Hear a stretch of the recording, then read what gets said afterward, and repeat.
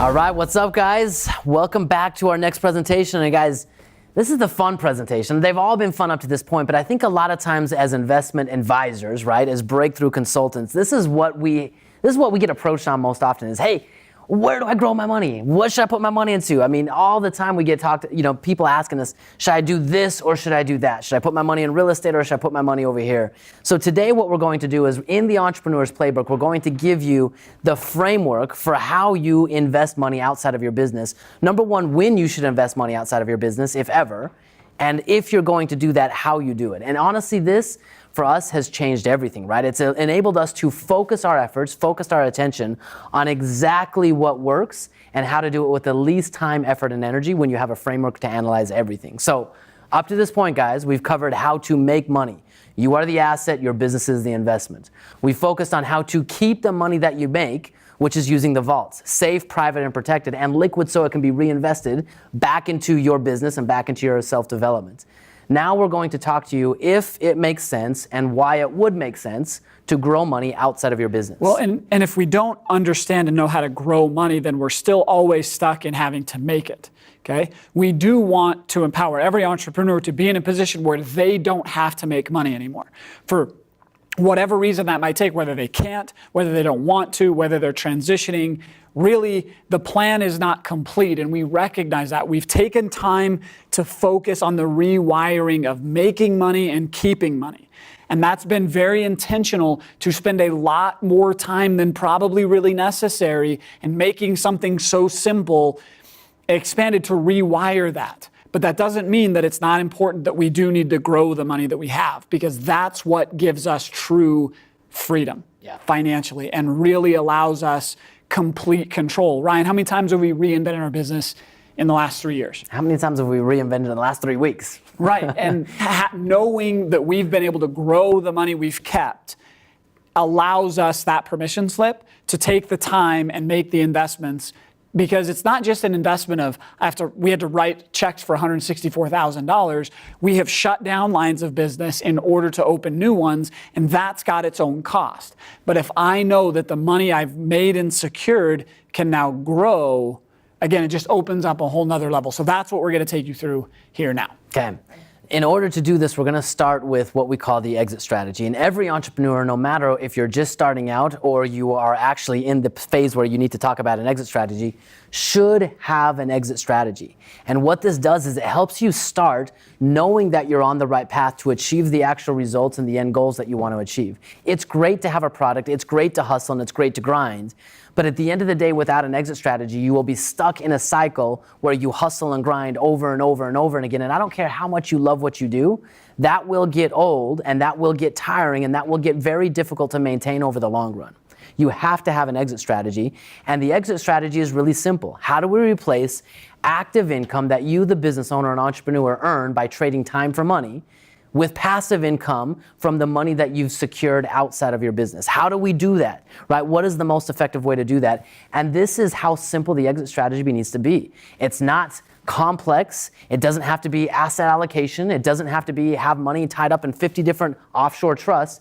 It's simple. What income do you need today, or what income do you want to maintain the lifestyle that you need or want? And where is it going to come from? And how long will it last? Right? So when we do this, this changes the whole game. Without an exit strategy, I'm not a huge guy that likes, heights. I don't know if I'd ever skydive. I don't know if I'm that type of person, but I can guarantee you if I got up in a plane against my will and I did not prepare beforehand and I was then told to jump out of the plane, I would not have any fun. I would kick and scream the entire way. But there are people who get on the plane who have prepared in advance to be on that plane. They have a parachute on their back that they know how to use, and when they jump out of the plane, it's something that is pleasurable for them. That is what we want your exit strategy to be. You are building a business that matters not only to you, but to your community and the customers you serve. And the way that becomes and is sustainable is by having an exit strategy customized and built into your plan. Okay, so let's define grow money. Okay, and we're going to get into some more definitions over time, but we've got to understand this one fundamental principle, that the only time we ever take money out of the cash machine that is our business to put it over here and give it to somebody else, that's what investing is if we get one thing in return. okay? Cash flow. Everybody says cash is king. Yes, cash is king, but when it comes to investing, cash flow is king. Because if we're going to give our money to somebody else, remember, they cannot give us a rate of return bigger than our business. So that never makes sense if we're just going to give it to them and let it grow. But what we can get that we cannot get inside of our business is cash flow that comes back to us without our time, effort, or energy. That's what we want. So again, it's not about rates of return. It's about cash flow coming back to us. Okay? And kind of going back to this goldfish idea, right? I mean, most financial advisors, most goldfish advice, they want you to focus on something that isn't really cash flow, right? When you sit down with a traditional financial planner, they add up all of your assets, right? Probably don't include your business and don't include you, but they add up all of your assets, and then they add up all of your liabilities, and they say, okay, you have a net worth of XYZ. And at the end of the day, you look at that number on the spreadsheet and it's either positive or negative, but does it do anything for you in terms of an exit strategy? Do you know how much cash flow that net worth will produce you? So I want you to consider that net worth, while it is important, is almost irrelevant in terms of an exit strategy unless you understand how that net worth converts into the one thing that we want, which is cash flow. Yep, and to bring this home, I was able to exit the rat race. And I exited the rat race before I created cash flow because I started a business. But I was able to walk away from my business through cash flow, but a banker would have said I was still poor because my net worth was, I believe, less than $300,000. Like if you squared everything down to net worth, it was less than $300,000, but it produced enough cash flow to spring me and cover my lifestyle. Okay? So it has nothing to do with net worth, but has everything to do with cash flow. Okay, that's our measurement tool here. Okay, so before we dive into this, we've got to make sure, again, along with the rewiring idea, there are 4 or 5 principles of investing that we're going to cover in this presentation. They're going to help you understand how to go about investing. Okay, and then once we have those principles down, so this is where we're going to cover the principles before we cover tactics, because principles never change. Tactics can change on a regular basis. Okay? So we want you to understand the principles because we don't pretend to have a corner on the market. And if we just gave you our tactics but didn't teach you the principles, we don't really feel like that would serve you because we may change our tactics or there might be another really great opportunity that has nothing to do with us that you can take the principles and apply and take advantage of. Okay? So the principle number 1 is we need you to understand the difference between speculation and investing. Most people have this backwards. Okay, most people, what they call investing is really speculation. So I want you to mentally, every time you hear the word 401k, market, index fund, mutual fund, replace it when they say save or invest with speculate or gamble. So rather than say I'm saving into a 401k, say I'm speculating in a 401k. Or when they say I'm saving into an index fund or investing in an index fund, you're actually gambling in an index fund. And here's why. Investing, so these are some lessons we took out of, numerous different places, but one really cool, concise way to get these is an article written that was called How I Lost $1 Million in the Stock Market. I don't remember the guy's name, but he went through and really identified what was happening as he literally lost $1 million in the stock market. And we lifted some of his definitions out of here because they were a really good, concise way to understand this concept. So investing, which is what we're trying to teach you how to do now, is parting with capital in the expectation of safety of principal and adequate rate of return.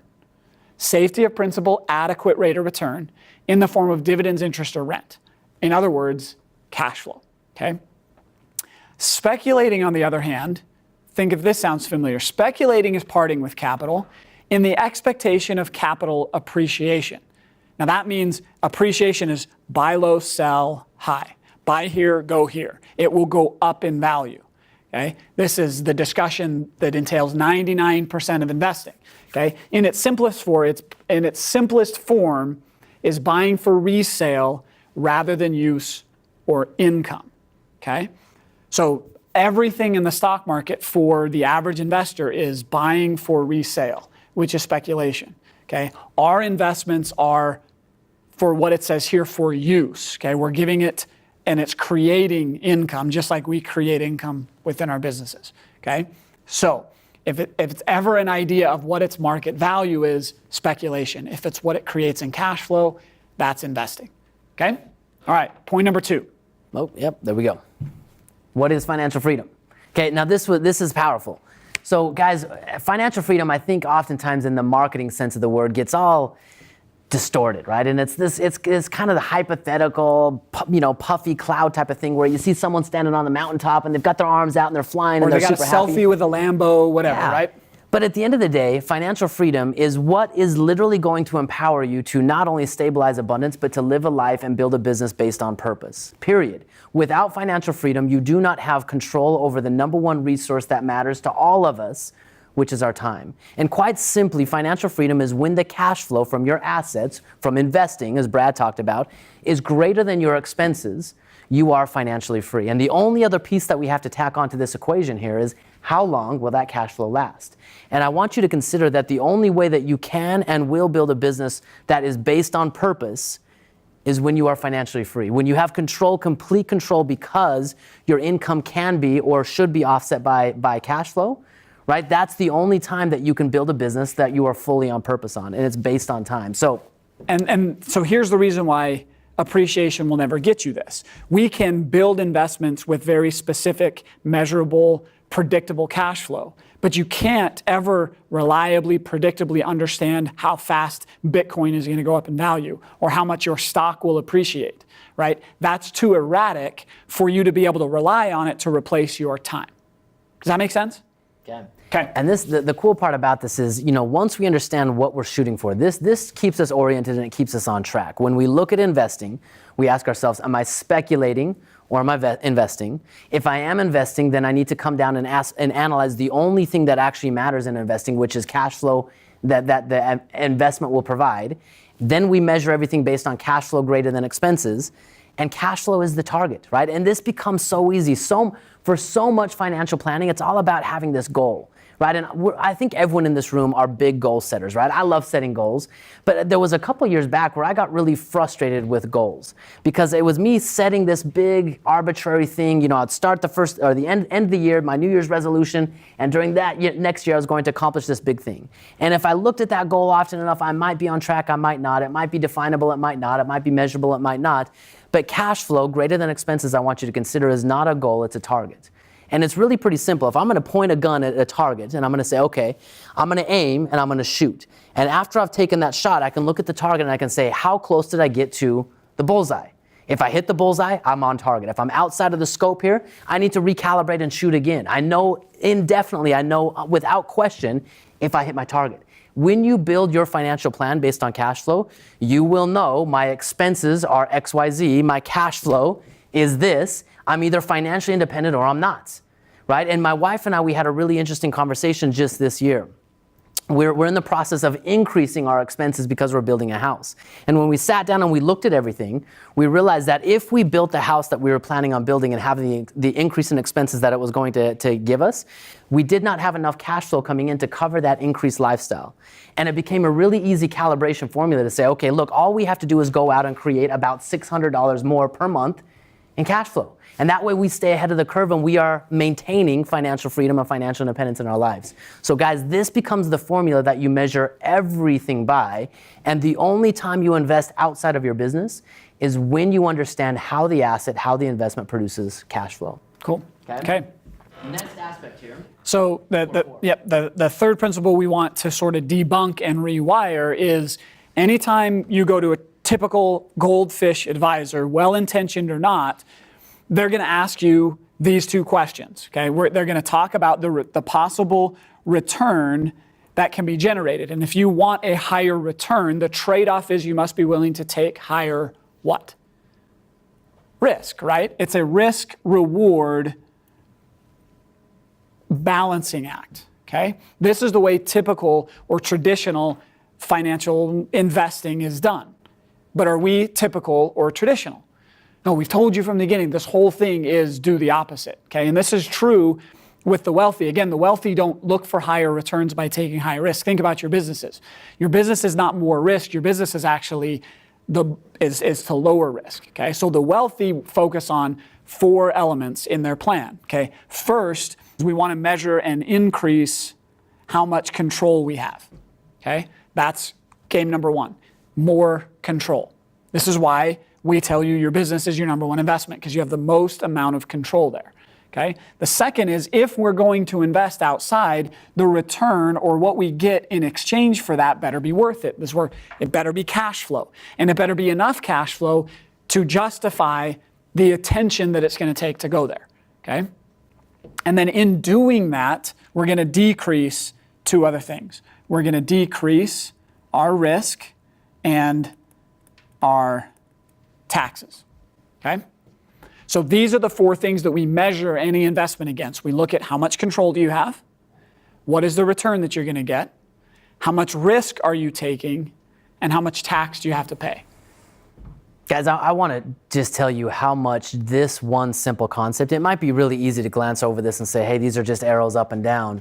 This one concept has changed my life. It's changed countless clients that we've worked with. It's changed their life because everything that now comes across your table, everything that now comes across your desk to say, hey, check out this opportunity, you analyze it based on what is my level of control? What is the rate of return I can expect? How can I get that rate of return while also reducing my risk? And how can I eliminate the biggest destroyer of wealth, which is tax? And in the middle here, the way that we increase all of this is through education, right? It's through education. And if you do not have any control over the investments that you invest in, you are speculating, not investing, right? But if you come to the table having done your due diligence, knowing what you're doing and having a high expectancy of what is the outcome, you are then following the core four, okay? This concept, simple success, swing and singles, right? So to go a little deeper on this idea of risk, the reason people have to do the high risk, high reward game is they're thinking about hitting home runs, okay? Because they don't control how much money they make. They're not keeping enough money, and they realize they're behind. They're thinking that it's the bottom of the ninth, they're down 2 runs, and they've got to swing for the fences in order to win the game. Where Ryan and I play the game very, very differently. We get up to bat, and we hit a single. We get a guy on base.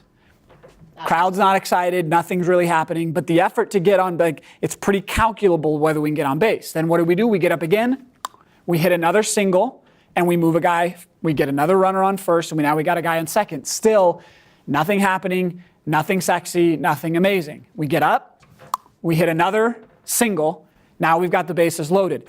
This is about the time most people give up. They get bored, and they think, I'm not scoring any runs, I'm not making any progress, and they then try to hit a home run. What is the batting average of the big home run hitters? 300. Okay? They actually, it's kind of interesting, those that have been the home run leaders, they also lead in another category in baseball. Strikeouts. Okay? Because to hit a home run is not the same risk level or effort or energy to hit a single. But now that Ryan and I, we've got the bases loaded, when we hit that next single, what do we get? Somebody comes home, and we get the same result that we would have got had we swung for the fences. Now, every time we get up to bat, all we have to do is hit single after single after single and get the same result that the guys up trying to hit home runs are getting. But we had to go through the process and effort of loading the bases first. And that's what most people aren't willing to do. So we talk about reducing risk. It's strategically aligning what we're doing to where we're only taking the risk of singles every time, yet we're bringing runners home and scoring. Okay? Damn, you got it. So not home runs, but singles. All right, the next aspect here is, I don't care what your political affiliation is. I mean, we just came out of the election cycle, and this was pretty entertaining. If you watch Donald Trump and Hillary Clinton go at it, in the debates, there was so much dirt, so much mud, so much just being slanged back and forth. But there was a point in time in one of these debates where Hillary Clinton, throughout her entire campaign, she was calling out Donald Trump. Now, Donald Trump today is sitting in the White House, right? He's the president of the United States. I don't know if that's going to last all 4 years, but he is currently the president of the United States. And the entire time that he was in the debates, Hillary Clinton wanted to attack him as a businessman, right? As a businessman, he had run multi-million-dollar businesses, right, for years and years and years. And in this debate here, we're going to bring something up here. We're going to watch this quick video clip. She's insulting him, and she's actually attacking him for not being a patriotic citizen because of the way his taxes are structured. She was accusing him of not paying any taxes. And let's actually hear what Donald Trump says about this before we pound home this last topic. Or maybe he doesn't want the American people, all of you watching tonight, to know that he's paid nothing in federal taxes, because the only years that anybody's ever seen were a couple of years when he had to turn them over to state authorities when he was trying to get a casino license, and they showed he didn't pay any federal income tax. So That makes if me he's smart. paid zero, that means zero for troops, zero for vets, zero for schools or health. Okay. So Donald Trump literally says that not paying his taxes makes him smart. Not a criminal, but smart. So I want you guys to consider that the IRS, they use the tax code for one purpose. They use it to incentivize behavior. They want you and I to do certain things. And if we do those certain things, if we're willing to do those certain things, they will use the tax code as a way to tell us how we can keep more of our money. And Donald Trump, as a businessman, has actually been using the tax code to his favor to pay, I don't know, not very much in taxes, right? Now, to be clear, most people think of the tax code in two buckets, right? We can either pay taxes or defer taxes. But very few people actually eliminate taxes or have tax-free growth, okay? So that's where the vault comes back in. We want to emphasize this, that inside of our vault, as it grows, that is completely tax-free. And our goal, you're going to make money in your businesses, and we're going to have a whole presentation on lowering taxes within your business. But on the investment side of things, we want a plan that is completely free of taxes. Because remember, what is the purpose of savings, right? At some point, we're going to turn our savings into cash flow, into income. That is our exit strategy. The vault gives you, and we're going to finish out what the characteristics are on the vault here at the end of this presentation, but the vault will actually fit in the tax-free bucket, enabling you to grow your money and access that money in the future, including all of its growth, 100% tax-free. Okay, but we're not willing to do that at age 65, okay? So this is why the vault is amazing. We can do that at any point in time, whether you're 20, 25, 30, 40, 50, 60, any time in there we can access it, Okay. That's why we use it. So let's go into one of the last pieces here. So we've covered cash flow greater than expenses, right? Financial freedom. We've covered the core four, which is the methodology by which we make decisions. We're now going to cover the number one strategy for considering what investments, what is the next step? If I'm going to invest outside of my business, where should I consider doing it? And there are actually 4 ways that you can make money in investing. Most people don't know that, and most people stick with only one. But the way the most successful investors know, understand, and apply this principle. And Brad, this is something that you're really passionate about. Why don't you tell us what the 4 pillars are? So like Ryan said, any investment, we actually have 4 ways of making money. Most people are used to making only one way. The first way, which everybody is pretty familiar with, is appreciation. Okay? Things we buy can go up in value. But if that's the only way we're making money, how much control over that do you feel like you have? Okay? Well, none.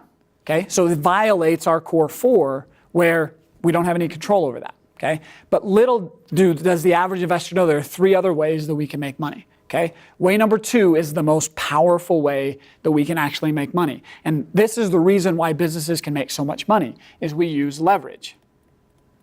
Think about your business. Why do you hire an employee? So you get 2 things done at the same time. Okay? We're leveraging our time. Why do we use technology? Right? Why did we record this and send it out? So we could leverage our time. We could teach it once and reach thousands of people. This aspect applies in business very, very easily and well. But in the investment world, we also want to learn how to strategically apply leverage, okay? Third point is what we've been harping on this whole time, is cash flow. And the last way we've already touched on as well are taxes. Okay, we can save taxes or not pay taxes. And as we look at investments, as we look at opportunities, to really understand how it's going to perform for us, we have to go through this checklist of how are we making our money. And this is our checklist for reducing risk. Because if we can make money in all 4 ways and one of them doesn't pan out as expected, guess what? We still have the other 3. Whereas if we're banking and writing everything on appreciation and that doesn't work out, what do we have backing it? Nothing else. Okay? So the next layer of discussion, this really answers the question, how much risk are we taking? The more pillars we're taking, the less risk we have in our investment. Okay, I hope this is sinking in. I know we're going through this pretty quickly, but I'm hoping you guys are starting to understand that we can use this as a measuring stick to say how much risk are we taking. And the purpose of this, we're not going to pull up any calculators, but you can watch a video that we've recorded on this in this section here that will actually go through the numbers to show you that with the 4 pillars, that's how you make more money. That's how you get a higher rate of return. And Brad, I think you have one of the best examples of this. You got into the real estate market in the worst possible time, right? In 2007, where real estate, everyone thought it only goes up, it only goes up, it only goes up, and they were buying and using leverage. Everything was overvalued. Yeah. Everything, I mean, all types of crazy transactions are going on. And I acquired 6 properties. The first 6 properties I ever bought were during that year. And everybody then says, what did you do in 2008 when everything crashed? It's like, well, you're right. I lost appreciation. But guess what? I used appropriate leverage, so I continued to make money as my tenant paid down the mortgage. I sat back and continued to collect cash flow every single month. And on that cash flow, I didn't pay a single dollar in taxes. So during 2008 and 2009 and 2010, when everything was collapsing, I just sat back and continued to make money, albeit I didn't make as much through appreciation, but I still made money in those 3 areas, and all of those properties I still own. I didn't declare bankruptcy, nothing happened, because I followed my own advice. In fact, this is when I really learned, and these principles were driven home because they were told to me before. And there were 3 separate times where I was 24 hours away from violating this. And in those 3 instances, I still remember the feelings I had. I still remember the documents that I wisely chose not to sign that would have put me through bankruptcy because I would have compromised one or more of the pillars. And I've only invested using all 4 pillars so far, never lost money in a transaction. Awesome. Because these are there. Okay, cool. So here's how we're going to tie it all up for you guys. And this is really one of the most impactful and powerful things that we do in our roles as strategic financial planners for entrepreneurs. So we call this concept the concept of focused wealth. It's really easy to look at an iceberg and to see what's on the tip, right? I mean, that's where most people in life and in this concept of an iceberg, this is where their vision stops. But for most people, they don't see the mass and the definition that is underneath that actually enables what they see to even exist. The same goes with financial planning. When we look at financially successful people, we see what they have today, we see where they are today, and we assume that that's just naturally where they're at. But what is below every successful individual is an iceberg principle. And we're going to teach you how to build your game plan, build your financial game plan on the exact same pillars and the exact same foundation that in most cases sits below the surface. So before we share this video, I want to bring this point home. There are lots of fishbowl, goldfish financial advisors that will be happy to tell you what all the wealthy are doing with their money. But I challenge you to ask them this question. This is a question I asked my neighbor, who's a financial planner, doesn't really get what I do. And so he keeps hitting me up and saying, hey man, I should manage your money. He names drops from, names of pretty wealthy people in where I live, and he manages their money in an attempt to try to manage mine. And I posed this question back to him. I said, man, look, dude, I will give you all of my money. Not if you can do for me what other wealthy clients are doing now, but if you can take that money and do with it whatever they did to become millionaires in the first place. And guess what his answer to that was? Crickets, right? So, and this is the idea that what created wealth is what sits under the surface. That's what we want to get at, is what's created all of this. What rises above and we see over the top is irrelevant to what's sitting below. And everyone, all successful people that I've ever come in contact with follow the same principles that sit underneath, okay? So with that, we're gonna watch this quick little science video and learn a little bit more about focus. All right. Okay, so guys, can you see the power that comes from the focus, right? I mean, light diffracted is meaningless, right? It's just bright. But light focus can be hot enough to burn that it will melt steel, sun, that like this little part of the stage, they said like 3 people laying there sunbathing would gather that much sun. But if we can focus it in one focal point, it will literally melt steel. So what does this have to do with finance? Okay, this is so simple. Now remember, we started with cash flow, we then went to the core 4, and then we went to the 4 pillars. Traditional goldfish advice focuses on one thing. It's all about diversification, right? And most financial planners want to take the money that you decide to invest and they want to diversify it. They might put it in mutual funds, they might put it in, foreign currency, they might put it into S&P 500. They have a fund, they have an app, they have a program for that, right? Whatever you want. But I want you to consider that the dirty little secret behind all of this is the financial advisor behind that has no control.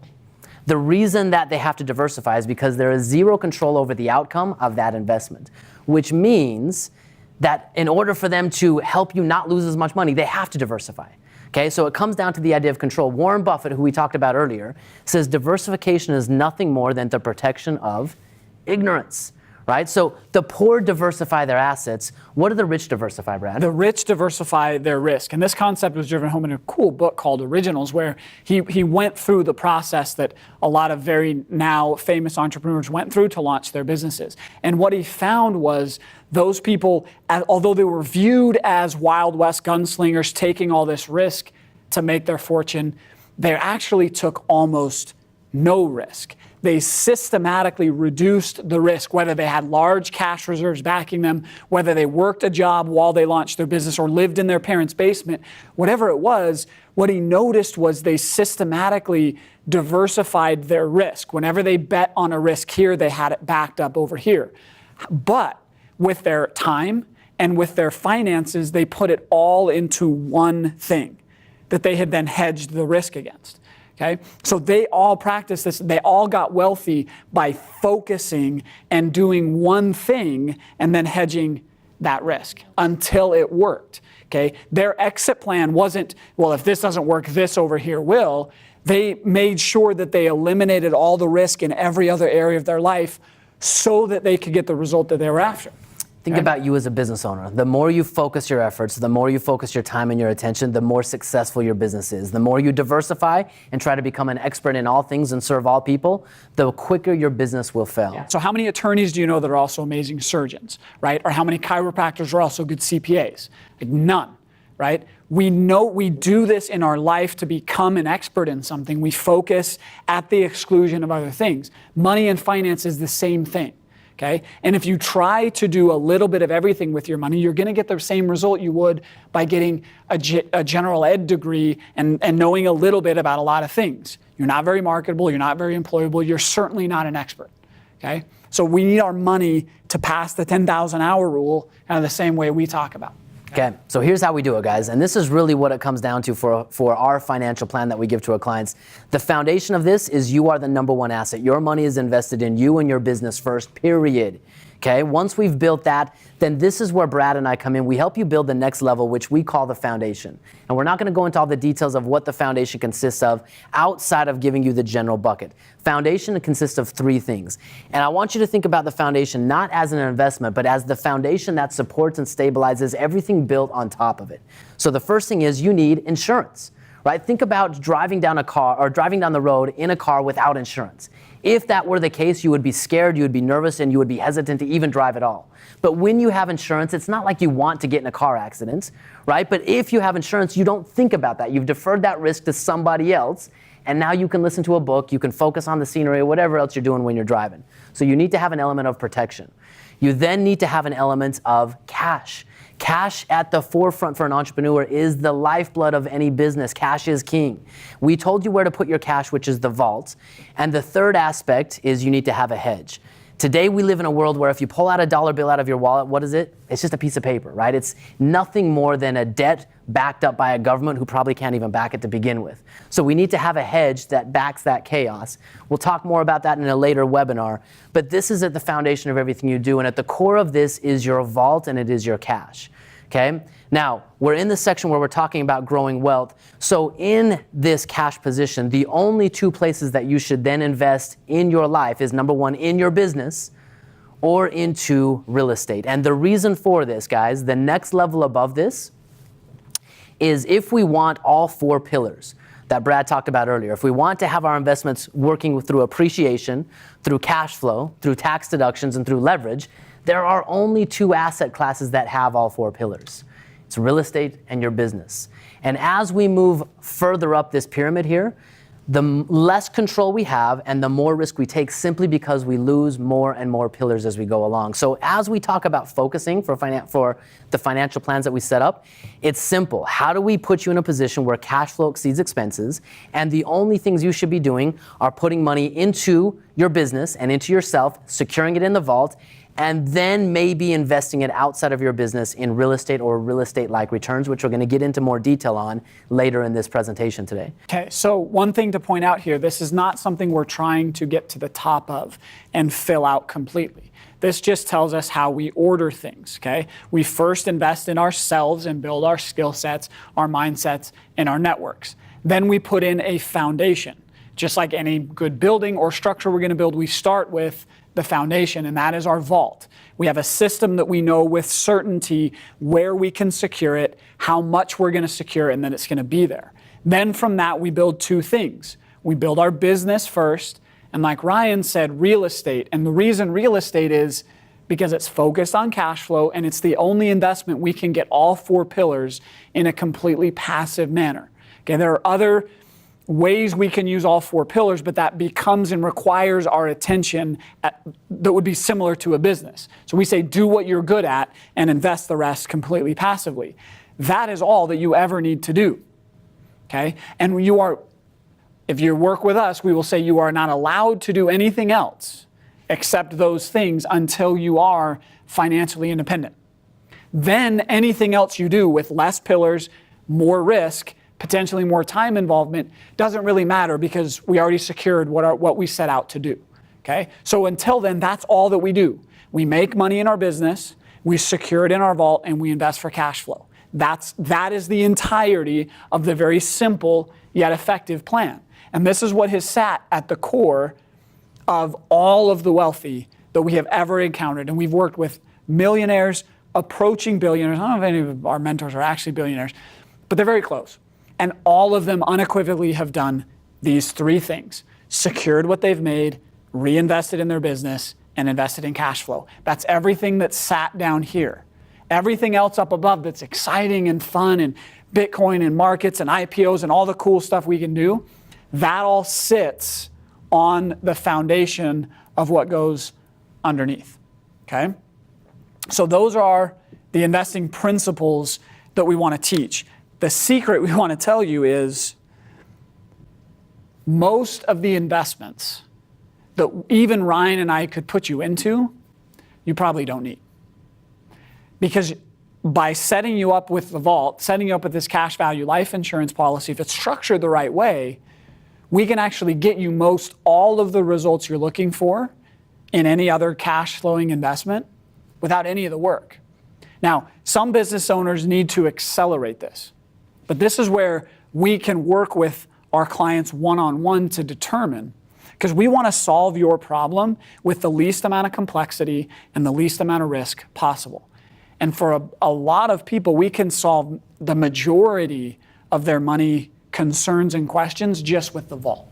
And the reason for that, since we're in the growing wealth section, before we talked about how the vault will help you secure wealth and stabilize abundance, but the vault also is a uniquely designed strategy and a uniquely designed tool that will grow your wealth. Backed by the insurance companies that we talked about in the last segment, these companies have been giving a guaranteed rate of return to policyholders, not for 10 years, not for 20 years, but for hundreds of years. So you will have a contract where you have a guaranteed rate of return, even though rate of return is not your primary focus. You are now putting your money somewhere where it will receive growth. It's going to stay current with inflation. It's going to be present and available for you. As your money grows, we're going to eliminate the biggest destroyer of wealth, which is tax, and it's going to give you the ability to access the money in your policy in a few different ways, which we're going to talk about more later on in this section. But at the end of the day, guys, at the foundation of everything you do is your vault policy. And for most business owners, this gives them the liquidity to invest back in their business today, and then the ability to take income out of their policy tax-free whenever the exit strategy comes, okay? So last but not least, what we're gonna do is we're gonna get into the next section where we talk about how to put all of this together. And this is really where our expertise comes into play. Our goal, right, is to help put you in a position of certainty. Your number one resource is time, and that time needs to be focused where it matters most, in your business and with your family, honestly. And we help you do that through a system that works day in and day out.